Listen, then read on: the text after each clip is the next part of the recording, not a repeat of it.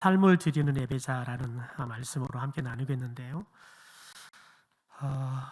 특별히 하나님께서 시내산에 이제 출애굽을 시켰던 이스라엘 백성들을 시내산에 이르게 하고, 또 시내산에서 하나님께서 이스라엘 백성들에게 많은 것들을 준비시키십니다. 특별히 24장 또 23장부터 시작해서는, 그쪽부터는 하나님께서 이스라엘 백성들이 이제 하나님의 백성으로 지켜야 할 그런 여러 가지 법에 대해서 말씀을 해주시고요. 이제 우리가 함께 읽었던 25장의 말씀은 특별히 성소를 성막을 짓는 부분에 대한 이야기들을 해주고 있는 말씀들입니다. 여러분, 그런데 특별히 하나님께서 모세와 아론을 출애굽을 할 때 같이 이렇게 쓰십니다. 아론은 모세의 대변인으로 이렇게 일들을 했기 때문에 모세와 아론은 마치 한 몸처럼 같이 움직였죠. 그런데 하나님께서 시내산으로 부를 때에는 모세만 부르십니다. 그리고 또 성막을 짓는 것에 대해서도 모세에게만 말씀을 해주십니다. 특별히 이렇게 한 사람이 하나님께서 한 사람을 부르셔서 이야기한다는 것은 그 사람을 통해서 분명한 하나님의 말씀을 전하기 위해서 그렇습니다. 두 사람이 들으면 또 각각 또 듣고 이해하는 것들이 다르기 때문에 하나님께서 모세를 통해서 하나님께 들은 말씀들을 그대로 잘 전달할 수 있도록 하기 위해서 모세를 부르시죠. 그리고 난 다음에 하나님께서 모세에게 이스라엘 백성들이 져야 할 성막에 대한 이야기들을 쭉 해주시는 걸 봅니다. 그런데 하나님께서 모세를 통해서 말씀하신 이 성막의 모양은 마치 하늘 보좌를 연상시키는 그런 모습이었다고 합니다. 여러분, 그런데 하나님께서 성막을 왜 지었느냐? 하나님께서는 거룩하시고 이스라엘 백성들은 죄인입니다. 그래서 거룩하신 하나님께서 죄인인 인간에게 직접 찾아와서 그들을 만나게 되어지면 죄인들은 바로 즉사하게 되어 있습니다. 그래서 하나님께서 이스라엘 백성들 가운데 찾아오시고 그들을 만나기 원하시는데, 바로 찾아오시면 죽기 때문에 하나님께서 이스라엘 백성들에게 찾아오시고 또 그들에게 말씀해 주시고 또 그들과 함께 머물 수 있는 장치로, 안전한 장치로 이 성막이라는 것을 만들게 되어지죠. 그래서 이 성막이라는 말을 모일 해자를 써서 해막, 또 이렇게 부르기도 합니다. 이 해막이라는 말은 굉장히 중요한 의미가 있습니다. 하나님과 그리고 이스라엘 백성들이 함께 하나님을 만나기 위해서 다 모여두는 장소다, 모이는 장소다, 그런 말이죠. 마치 오늘날 여러분 교회가 이런 해막의 기능들 중에서 일부의 기능을 하지요. 왜냐하면 이때 당시에는 하나님께서 임재하는 것은 해막에만, 성막에만 임재를 했습니다. 그러나 저와 여러분이 살고 있는 지금 이 시대는 하나님께서는 그 어디나 저와 여러분과 함께 하시는 그런 시대를 살고 있습니다. 그래서 마치 이 교회가 해막의 모든 기능들을 다 담고 있지는 않지만, 실은 이 교회는 해막에 굉장히 중요한 성도들이 함께 모여서 하나님을 예배하고 그 예배의 자리에 하나님께서 또 임재해 오시는 그런 특별한 은혜들, 하나님께서 우리 일상 속에 늘 함께 하시지만 우리가 이 교회에 모여서 함께 예배할 때 임하시는 또 하나님의 놀라우신 또 그 임재의 역사들, 또 그 임재를 통해서 우리에게 베풀어 주시는 수만 가지의 은혜들이 굉장히 특별하다는 거죠. 그래서 하나님께서는 지금도 여전히 우리들이 그 어디에서나 하나님을 이름을 부르고 예배할 수 있지만, 이렇게 우리들이 주일이 되면 함께 다 모여서 하나님을 예배할 수 있도록 교회 공동체를 세우신 특별한 목적이 있다는 겁니다. 여러분, 그런데 특별히 이 성막 가운데 하나님께서 무엇을 하시냐면, 하나님이 임재하실 때마다 어떤 것이 하나님이 임재했다는 것을 이스라엘 백성들에게 보여줬냐면, 이스라엘 백성들이 출애굽을 한 이후에 이 가나안 땅에 들어갈 때까지 그들을 인도하고 또 지키고 더 나아가서는 그들을 보호해주는 역할을 하는 두 개의 기둥이 있었습니다. 낮에는 구름 기둥이, 그리고 밤에는 불 기둥이 이스라엘 백성들과 함께 했습니다. 그래서 그들이 어디로 가야 하는지 방향을 가르쳐줬죠. 그래서 그 구름 기둥, 불 기둥이 가면 그 방향을 따라서 이스라엘 백성들이 가는 겁니다. 근데 도대체 언제까지 갈 것이냐, 그리고 언제 쉴 것이냐, 그것도 이 구름 기둥과 불 기둥이 멈추게 되면 이스라엘 백성들이 가던 길을 멈추는 겁니다. 그리고 이 구름 기둥, 불 기둥이 이 성막에 임재하는 거죠. 성막에 임재하면 하나님께서 이 성막에 그들 가운데 임재해왔다는, 이 성막 가운데 하나님께서 찾아오셨다는 그런 모습들을, 그런 증거들을 이스라엘 백성들에게 알 수 있도록 신호의 역할들을 했다는 겁니다. 그래서 특별히 이 구름 기둥, 불 기둥이 이 성막에 머물 때 굉장히 중요한 역할을 했다는 겁니다. 평상시에도 이 구름 기둥과 불 기둥이 이스라엘 백성들과 함께 합니다. 그들을 위해서 낮에는 이 태양으로부터 그들을 지켜주는 역할을 하고요, 동시에 그들이 어디를 가야 될지 인도하는 역할을 늘 합니다. 일상 속에서도 이 구름 기둥과 불 기둥은 이스라엘 백성들과 함께하고 그들에게 중요한 하나님의 사인을 그들에게 알려주는 역할도 합니다. 그런데 이 구름 기둥이나 불 기둥이 성막에 내려앉으면 하나님께서 이 해막 가운데, 이 성막 가운데 찾아왔다는 것들을 이스라엘 백성들에게 보이는 사인을 하는 겁니다. 여러분, 그래서 특별히 이 성막에 하나님께서 찾아왔는지 없는지 이 부분을 뭘 통해 이스라엘 백성들이 알았냐면 두 개죠. 하나는 제사장의 역할을 감당했던 이 아론의 지파들이 이 성막에 들어가서 하나님을 위해서 예배하는 그 모습, 그리고 더 나아가서는 이스라엘 백성 누구나 알 수 있는 것은 구름 기둥, 불 기둥이 성막에 내려앉을 때, 왜냐하면 이 구름 기둥, 불 기둥은 200만이 넘는 거대한 이스라엘 백성들이 넓은 지역에 분포하고 있지만 그 어디에서나 다 볼 수 있는, 그들이 충분히 어디에서나 시야를 가지고 볼 수 있을 만큼 그런 하나님의 임재의 상징들을 보여주는 기능들을 했다는 거지요. 여러분, 그래서 특별히 이 구름 기둥, 불 기둥이 이동을 하게 되어지면 성막도 함께 이동을 하게 되어지죠. 여러분, 마치 뭐와 같냐면 아버지가 이사를 하게 되어지면 여러분, 함께 사는 자식들도 자연스럽게 아버지의 이사를 따라서 함께 가는 것과 마찬가지입니다. 이스라엘 백성들은 이 40년 동안 광야를 계속해서 이동하는, 이사하는 연속의 삶이었지 않습니까?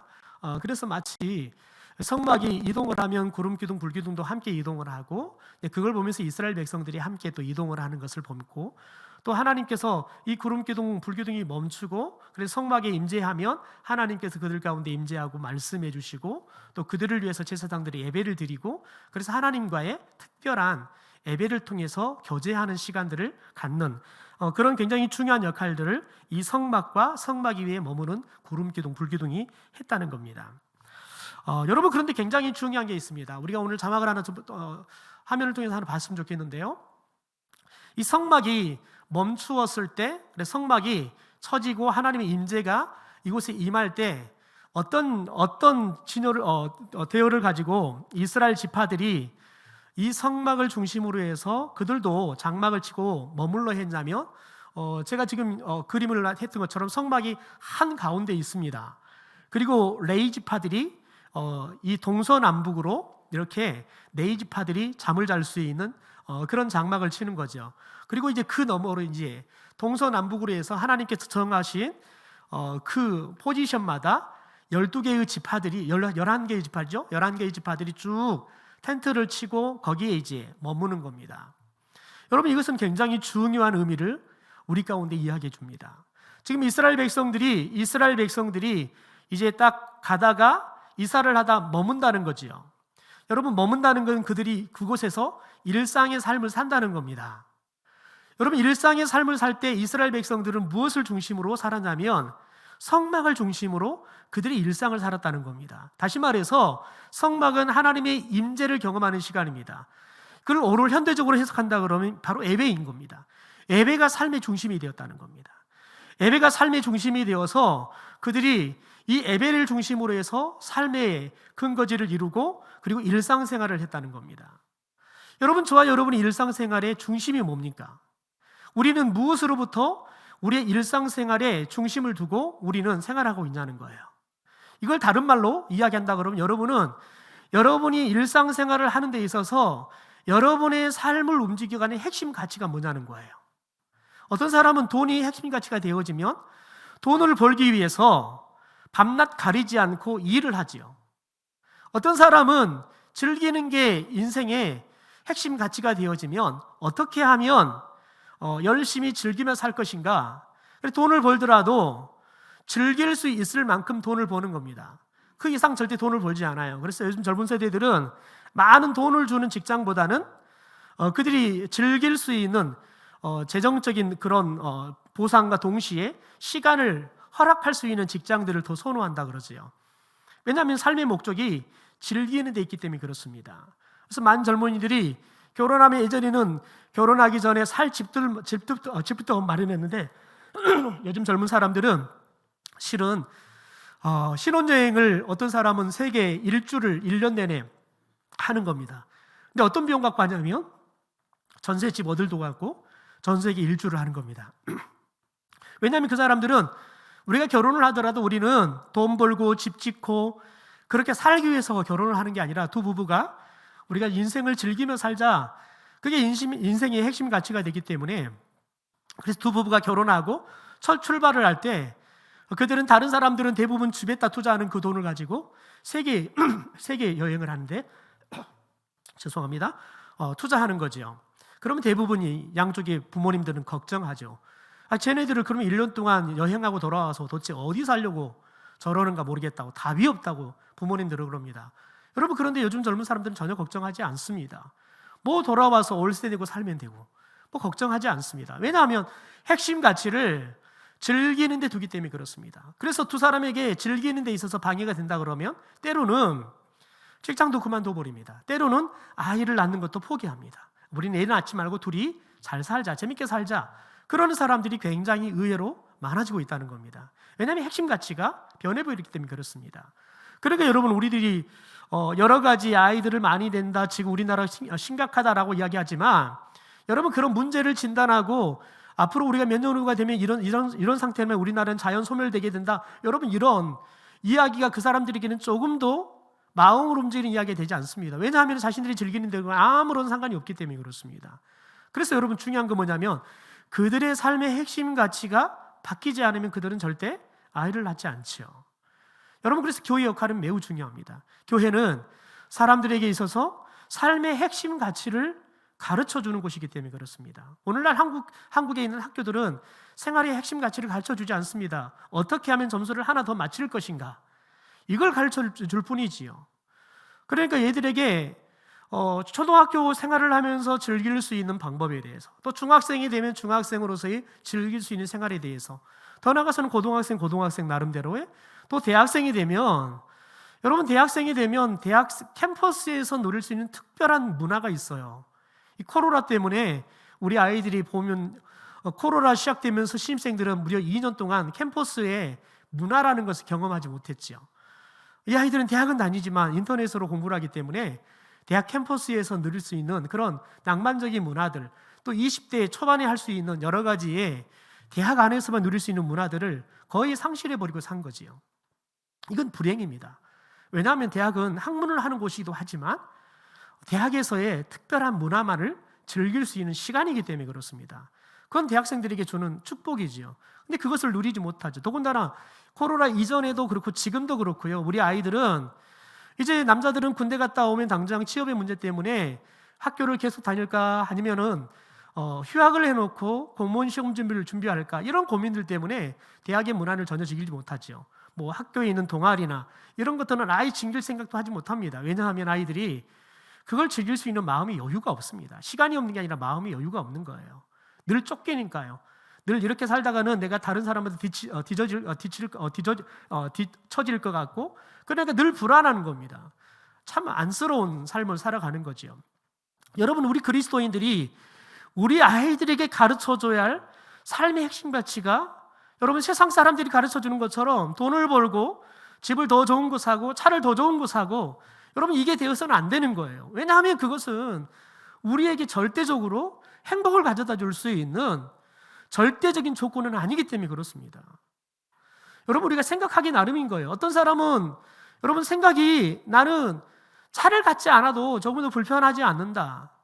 내가 왜 운전하고 다녀? 가면 버스 운전하는 사람이 내가 타면 내 기사고, 기차 타면 특별히 기관사가 내 기관사고, 내가 비행기 타면 비행기 운전하는 비행사가 내 전용 비행사랑 마찬가지. 여러분, 그렇게 살면 내가 차가 없어도 조금 더 불편하지 않는 거죠.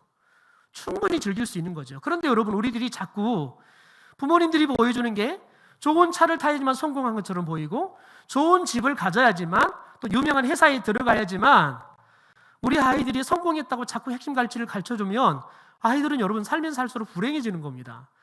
부모 말씀을 따라 대기업 들어갔더니요 불행한 겁니다. 왜냐하면 분명히 기업의 이름에 메리트도 있고 그래서 더 나아가서는 월급도 많이 받고 좋아요. 그런데 막상 생활해 보니까 내 생활이 없는 거예요.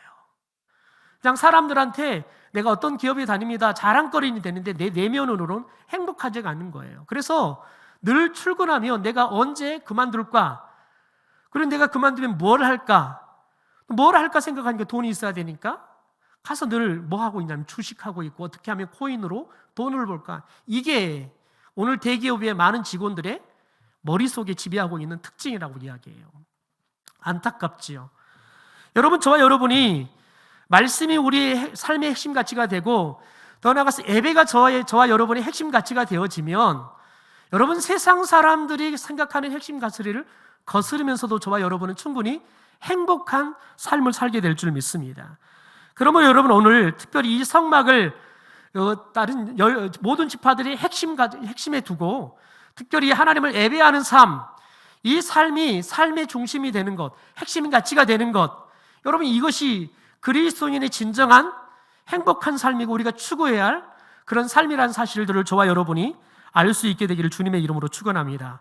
더 나아가 여러분, 이스라엘 백성들이 이제 구름 기둥, 불 기둥이 이동을 하면 같이 움직여야 되는데 이 움직일 때도 순서가 있었습니다. 어떻게 움직이면 자막을 볼까요?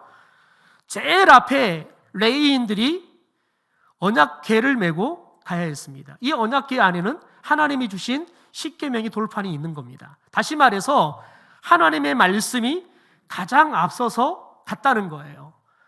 여러분, 저와 여러분의 인생의 길이 무엇이 등대가 돼야 되느냐? 더 나아가서 우리가 인생을 살아갈 때 어떤 것에 초점을 두고 살아가야 되느냐? 여러분, 하나님의 말씀이 우리의 인생에 초점이 돼야 될 줄 믿습니다. 그래서 저와 여러분이 주일날 이 예배가 우리에게 삶의 가장 중요한 시간인 게 뭐냐면 우리가 이 예배를 통해서 한 주간 동안 우리가 살아가야 할 하나님의 말씀이 주어지는 시간이에요. 우리가 일주일 동안 어떤 하나님의 말씀을 우리가 저 앞에다 표대로 만들어 놓고 그 표대를 향해서 달려가는 삶을 살 것인가, 이게 중요하다는 거지요. 여러분, 불행한 것은 목사로서 이렇게 계속 설교하면서 여러분 계속 설교하면서 하는 이야기가 뭐냐면 너무 기본적인 설교만을 너무 오래 하고 있다는 겁니다. 왜냐하면 기본적인 설교를 해도 성도들이 기본적인 여러분 아주 기초적인 삶도 살지 않기 때문에 그렇습니다. 이게 불행이지요. 여러분, 실은 하나님의 말씀을 우리가 순종할 때까지 계속 들어야 되는 겁니다. 여러분, 이것도 순종 못하는데 저것 순종할까요? 아닙니다. 이걸 순종할 때 저것도 순종할 수 있는 겁니다. 그래서 저와 여러분이 하나님의 말씀을 들을 때에는 정말 열심히 들어야 되는 거예요. 그리고 나에게 하나님께서 무엇을 행하며 살기를 원하는지, 더 나아가서는 내 속에 가지고 있는 가치관이 혹시 하나님의 말씀에 조금 잘못되어서 교정해야 할 핵심 가치가 있다면 무엇이 잘못됐고 그건 어떻게 우리들이 하나님이 원하시는 핵심 가치로 바꿔야 할 것인지 이것들을 깨달아야 한다는 거죠. 여러분, 그러지 않으면 저와 여러분이 교회는 다니지만 정작 삶은 하나님의 말씀이 우리 앞에 우리를 끌고 가는 것이 아니라 여러분, 저와 여러분은 우리가 생각하는 핵심 가치를 우리의 인생의 표대로 삼고 단지 하나님의 말씀은 교회에 왔을 때 우리가 하나님 앞에서 그냥 기도할 때 회개하기 위한 그런 명목으로 삼는 거지요. 하나님 말씀대로 살아야 되는데 그렇게 살지 못했습니다. 이게 늘상 와서 우리가 하나님 앞에 드리는 기도라 그러면 여러분, 우리는 절대 믿음이 성숙하지 못하게 된다는 거지요. 여러분, 그래서 우리는 늘 우리의 앞에 하나님의 말씀이 우리를 이끌고 가도록, 그래서 말씀이 시편의 기자의 말씀처럼 우리 삶의 등대가 되어서 빛이 되어서 말씀이 빛을 비추어주는 그 길만을 따라가는 그런 삶을 저와 여러분이 살 수 있게 되기를 주님의 이름으로 축원합니다. 이제 오늘 말씀을 읽었던 이야기는 진설병을 놓는 상을 만드는 그런 말씀입니다. 여러분, 특별히 하나님의 인간에게 그분을 인식시켜 주기 위해서 종종 어떤 특정한 사건이나 사물들을 이용하십니다. 예수님도 그랬죠. 예수님은 그분의 십자가의 사건을 통해서 특별히 제자들에게 어떻게 우리들이 하나님의 자녀로 거듭날 수 있는지, 더 나아가서는 제자도를 가르치면서 가장 중요하게 말씀하셨던 게 뭐냐면 너희들이 각자 너희들의 십자가를 지고 나를 따라야 된다라고 이야기를 하는 겁니다. 여러분, 예수님께서 하나님의 말씀을 순종하기 위해서 그분에게 주어진 십자가를 지고 하나님의 말씀을 따르는 그런 제자의 삶을 살았듯이 우리에게도 제자가 된 우리에게도 예수님께서는 그 십자가의 사건을 통해서 너희에게 주어진 십자가가 있다는 거예요. 그러니까 너희들의 십자가를 지고 나를 따라야 된다라고 이야기를 하는 겁니다. 예수님은 그래서 우리에게 무언가를 설명할 때는 그분은 여러 가지 상징물들을 가지고 설명을 한다는 겁니다. 여러분, 그런데 예수님께서 십자가에 못 박혀 죽기 전에 그들 가운데 예수님께서 이 십자가의 의미, 더 나아가서는 여러분 더 정확하게 이야기한다 그러면 십자가에서 예수님께서 죽음의 사건을 어떻게 제자들에게 왜 이 죽음의 사건을 맞이해야 되고 예수님께서 왜 십자가에서 몸이 찢겨야 되고 피가 흘려져야 되는지에 대해서 이 제자들에게 가르쳐주는 굉장히 중요한 상징이 있습니다. 바로 그게 성찬식이었습니다. 떡을 나누면서 빵을 나누면서 이게 너희들을 위해서 십자가에서 찢길 내 몸이다라는 거예요. 또 포도주를 들어서 제자들에게 설명하면서 이 포도주는 내가 너희들을 위해 십자가에서 흘리실 보혈이라는 거예요. 너희들이 이것을 먹고 마시지 않으면 나와 아무런 상관이 없다 라고 이야기를 하죠. 그러면서 예수님께서 성찬을 나눠주고 너희들이 내가 다시 올 때까지 이 성찬을 잊지 말고 기억하고 지켜서 행하라는 거예요. 심지어 성찬이 끝나고 나면 예수 그리스도의 십자가의 증언자로서 복음을 전하는 삶을 살아야 된다는 거예요. 그것을 예수님께서 제자들에게 특별히 이 떡과 포도주를 들어서 그들 가운데 가르쳐 주시죠. 여러분, 그런데 이 진설병을 특별히 오늘 우리가 진설병을 놓는 상을 만드는 말씀을 보게 되어지는데요. 진설병을 직역하면 얼굴의 떡, 면전에 놓은 떡, 이런 말씀입니다.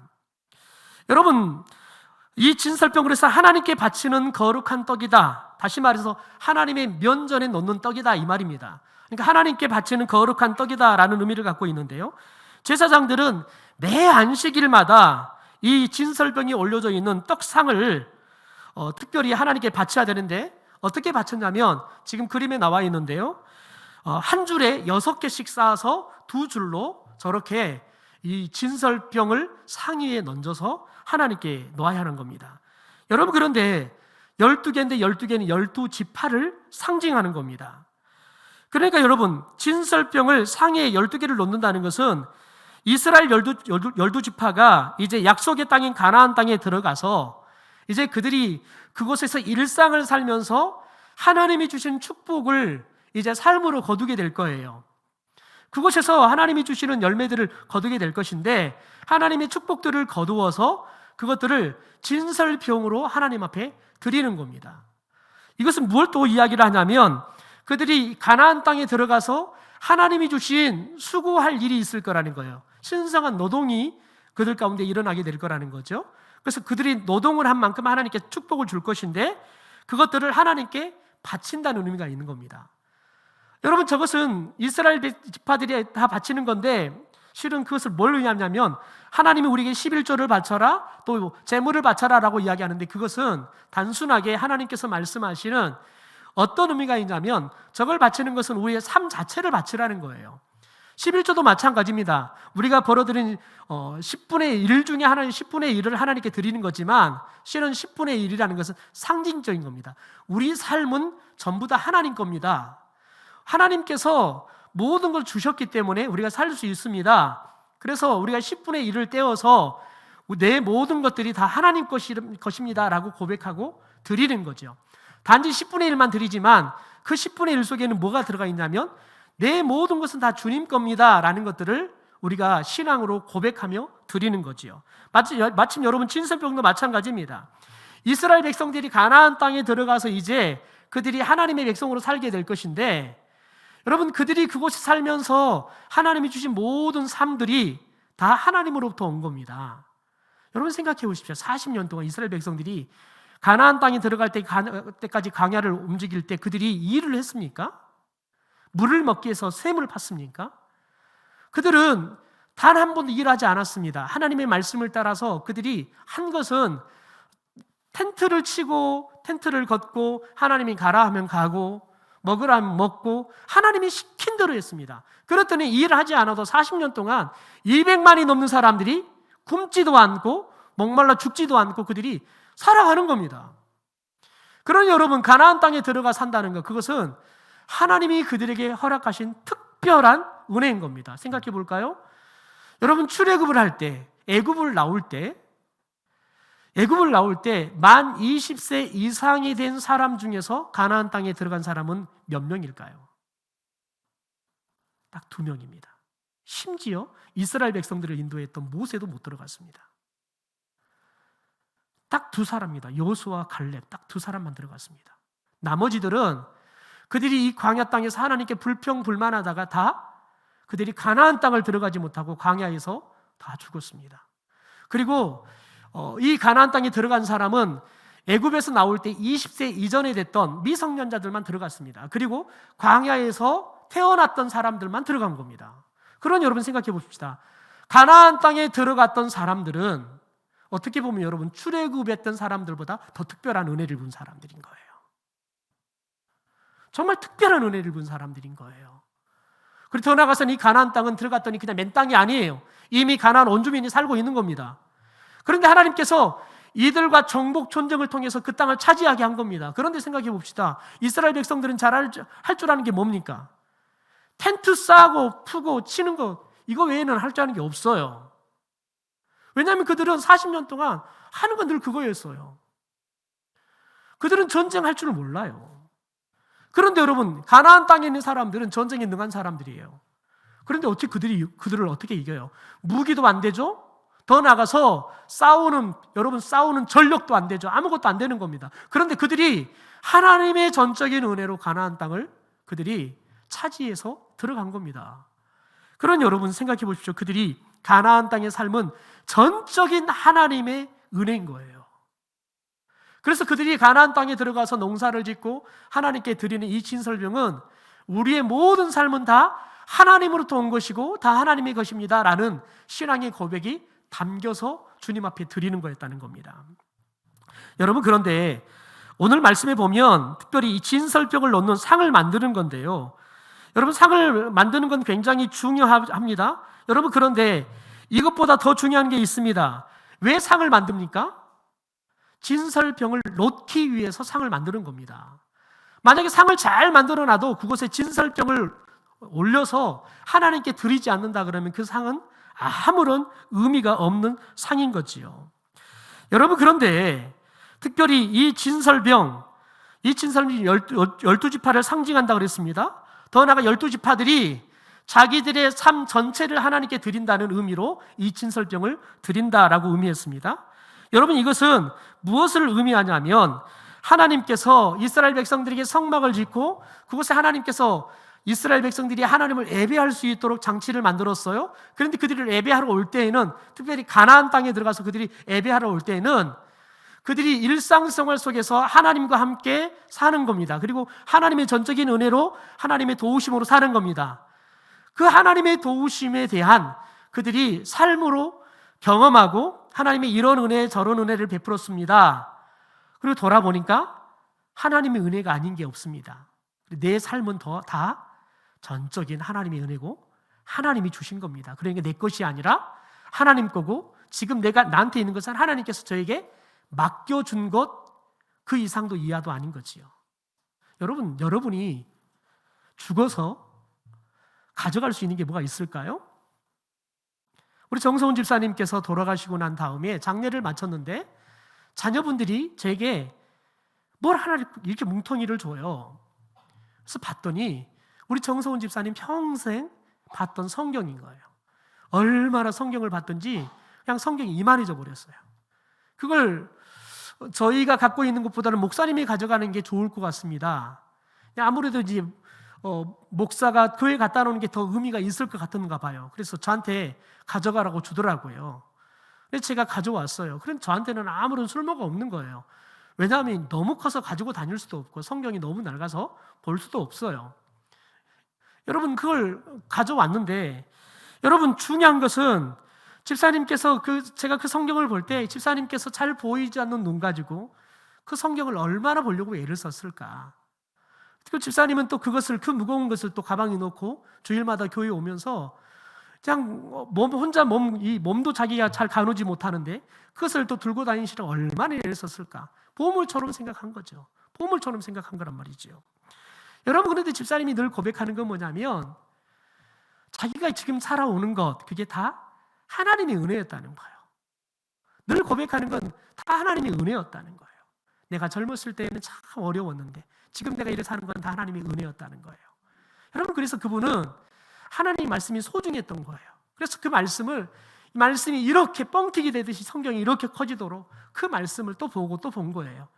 왜? 하나님이 자신의 생명 같은 거있기 때문에요. 여러분, 그런데 그분의 자녀들은 그 말씀이 어머니처럼 소중하지가 않아요. 왜냐하면 어머니가 발견했던 하나님을 그들은 발견하지 못했기 때문에 그런 거예요. 어머니가 발견했던 하나님의 말씀이 그들에게는 소중하다는 사실을 아직 못 깨닫기 때문에 그렇습니다. 여러분, 저 같으면 그 어머니의 성경 절대 남에게 주지 않아요. 갑으로 물려줄 거예요. 그런데 그 말씀의 소중함을, 하나님의 소중함을 모르니까요, 자신들한테는 이 성경이 의미가 없는 거예요. 차라리 목사님은 말씀 가르쳐주고 설교하는 분이니까 이 성경이 더 의미가 있을 겁니다. 여러분, 저희 집 가면 성경이 쌓였어요. 버리기도 뭐하고 안 버리기도 뭐하고 그냥 책꽂이에 성경이 쌓여 있어요. 이사 와서 그 성경들을 한 번도 안 봤어요. 볼 일도 없어요. 왜냐하면 성경이 개혁 성경에서 개혁 개정으로 바뀌어서 볼 수도 없어요. 이제 보려고 그러면 가족들이 낡아가지고 한번 드러내면 그냥 가족들 그냥 떨어지는 것들이 일상에 청소를 해야 돼요. 그러니까 아예 손도 될 엄두가 안 나요. 여러분, 저와 여러분이 특별히 오늘 말씀을 통해서 이 상을 만드는 것도 매우 중요하지만 중요한 것은 왜 상을 만드냐는 거예요. 거기에 진설병을 올려드려서 하나님 앞에 우리의 신앙을 고백을 드려서 하나님 앞에 예배하기 위해서 여러분, 이 진설병을 얻는 상을 만든다는 거예요. 여러분, 저와 여러분이 하나님 앞에 예배하기 위해서 여러 가지 것을 해요. 우리 예배위원들은 찬양대도 만들어 찬양도 하고요, 찬양단을 만들어 찬양도 하고요, 여러분 또 성찬식을 준비하는 사람들 있고요, 다양한 일들을 맡아서 할 거예요. 여러분, 그런데 우리가 왜 그걸 하냐는 거예요.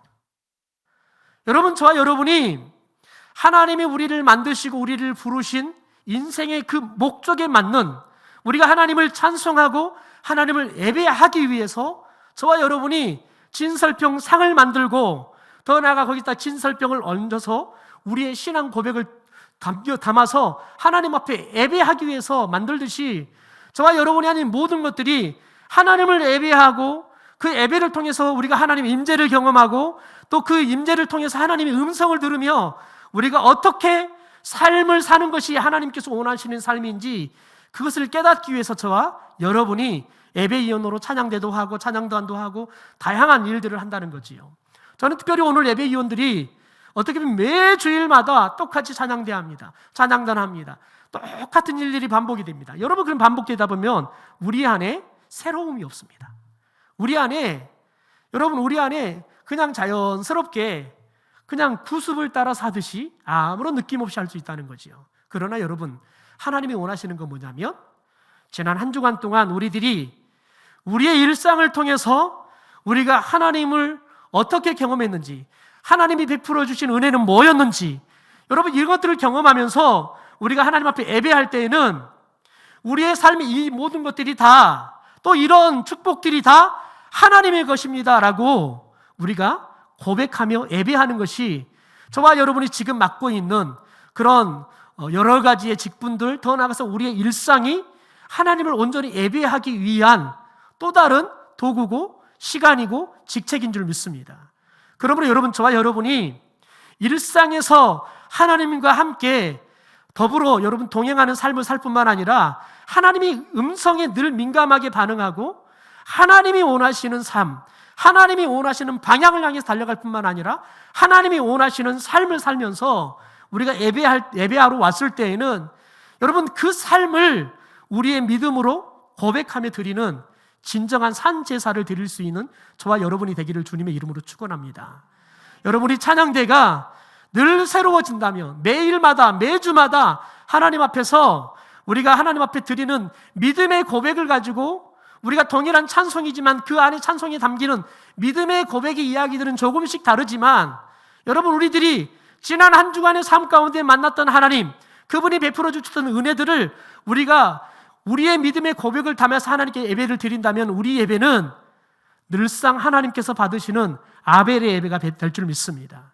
그 예배 안에 우리는 성령의 강력한 임재와 우리에게 분명하게 말씀하시는 또 다른 하나님의 음성을 들을 뿐만 아니라 하나님께서 너희들이 작은 일에 충성했으니까 내가 더 큰 일을 맡기겠다고 말씀하시는 여러분 더 뜨겁고 더 놀라운 하나님의 사명들이 음성으로 들리게 되어지는 예배가 될 줄 믿습니다. 여러분, 저와 여러분이 그걸 경험했으면 좋겠어요. 예배를 통해서 말씀을 들을 때 그 말씀이 우리의 삶 가운데 하나님께서 너 이렇게 살았으면 좋겠어, 너 이것 좀 했으면 좋겠어, 분명하고 선명하게 그것도 나에게 들려주시는 음성을 저와 여러분이 들을 수 있게 되기를 주님의 이름으로 축원합니다.